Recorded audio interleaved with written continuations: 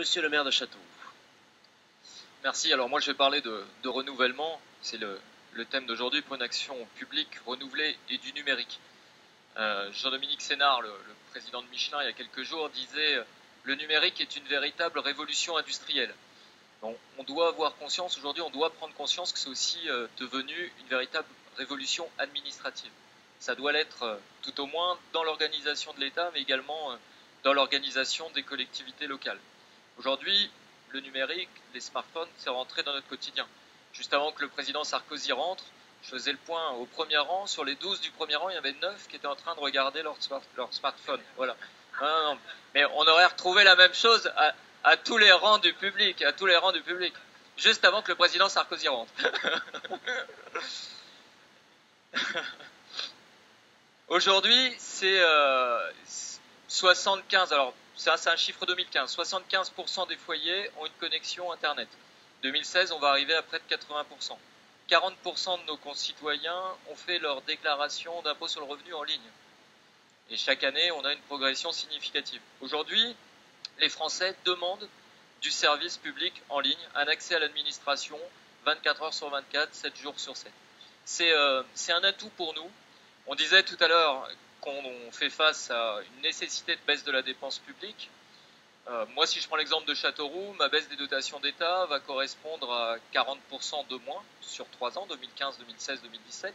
Donc en 2017, je vais percevoir 40% de moins que ce que je percevais de l'État en 2014, ce qui correspond, si je voulais compenser en augmentant les impôts, à 20% d'augmentation des taux d'imposition.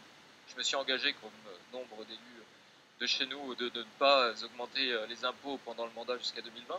Conclusion, je dois faire des économies ailleurs. Dans les collectivités locales, on a deux solutions pour faire des économies. Soit on mutualise les moyens à l'échelle intercommunale, et on ferait une vraie fusion des échelons intercommunalité, ville-centre et autres communes de l'interco. Deuxième moyen, c'est la mise en place de services numériques, d'outils numériques, de simplifier la vie de nos concitoyens. Je prends un exemple. Quand j'ai été élu en 2014, nous avions encore des tickets de cantine, c'est-à-dire que l'habitant devait venir à la mairie chercher, acheter des tickets. Aujourd'hui, on a dématérialisé cela. L'enfant va à l'école le matin, il dit s'il va à la cantine, c'est enregistré, on reçoit une facture à la fin du mois. Ceux qui voulaient s'inscrire à la piscine faisaient la queue à partir de 5 heures du matin, parce qu'on n'avait pas assez de place, et donc c'était au premier. Maintenant, tout ça, c'est par Internet. Et ça répond vraiment à une demande de l'usager.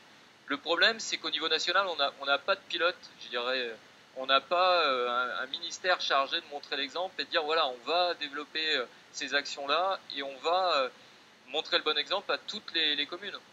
On disait que l'État réduisait son nombre de fonctionnaires sous la présidence de Nicolas Sarkozy, mais qu'en parallèle, les collectivités, elles avaient, elles, augmenté leur nombre d'agents. Si aujourd'hui on veut que tout le monde aille dans le même sens et baisse les effectifs de la fonction publique, il faut avoir un guide de bonne méthode et il faut qu'on, dès l'échelon national, qu'on impose la mise en place de services communs sur tout le territoire à nos habitants.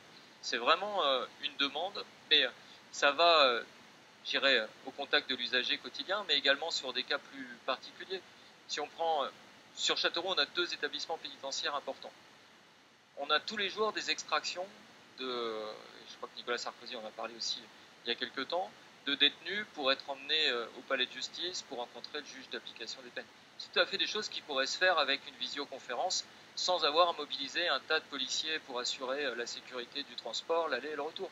C'est tout un tas de choses qui relèvent du bon sens, dont on est, nous, les élus locaux, je dirais, au quotidien, auxquels on est confronté, où on peut faire des propositions et dicter un guide des bonnes pratiques nationales. Et il faut que l'État soit le pilote en la matière et qu'on puisse aujourd'hui se mettre au goût du jour parce que les habitants sont bien plus en avance que nous sur les usages numériques et l'administration est très en retard. Donc il y a vraiment besoin d'une politique nationale et je crois qu'il faut que les Républicains là-dessus fassent aussi, jouer un rôle moteur.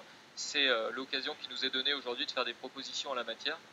Et il faudra vraiment, quand on sera revenu au pouvoir en 2017, qu'on s'attaque prioritairement à cette question de l'importance et du rôle du numérique dans le fonctionnement de l'État et des collectivités locales, parce que c'est une importante source d'économie. Et on ne pourra pas maintenir le service public, un service public de qualité, en diminuant le nombre de fonctionnaires si derrière on ne compense pas avec d'autres outils. Merci Gilles.